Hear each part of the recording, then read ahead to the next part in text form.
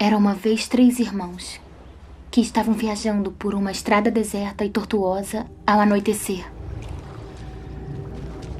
Depois de algum tempo, os irmãos chegaram a um rio muito perigoso para atravessar. Os irmãos, porém, eram versados em magia. Os 3 irmãos simplesmente balançaram suas varinhas e fizeram uma ponte. Antes que pudessem atravessar a ponte, tiveram o caminho bloqueado por uma figura encapuzada. Era a Morte. Ela se sentiu traída. Traída porque o normal seria os viajantes se afogarem no rio. Mas a Morte era perspicaz. Ela fingiu parabenizar os 3 irmãos por sua magia e disse que cada um ganharia um prêmio por ter sido inteligente o bastante para evitá-la.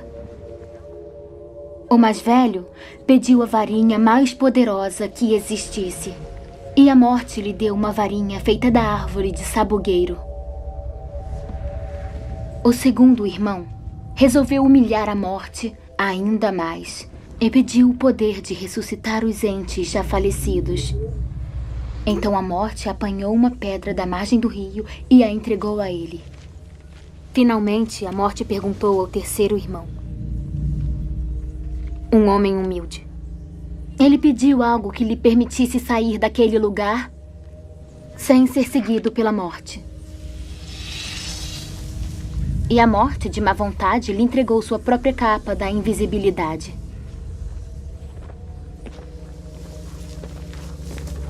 O primeiro irmão foi para uma aldeia distante, onde, com a varinha de sabugueiro na mão, assassinou um bruxo que não teve nem a oportunidade de lutar. Tomado pelo poder que a varinha das varinhas havia lhe dado, ele seguiu para uma estalagem onde se gabou por sua invencibilidade. Mas naquela noite, um outro bruxo roubou a varinha e, por segurança, cortou a garganta do mais velho dos irmãos. E assim a Morte levou o primeiro irmão. Enquanto isso, o segundo irmão viajou para casa, onde pegou a pedra e virou-a 3 vezes na mão. Para sua alegria, a moça que um dia desejara desposar antes de sua morte precoce apareceu diante dele. Contudo, ela estava triste e fria. Não pertencia mais ao mundo dos mortais. Enlouquecido pelo desesperado desejo, o segundo irmão se matou para poder unir-se a ela.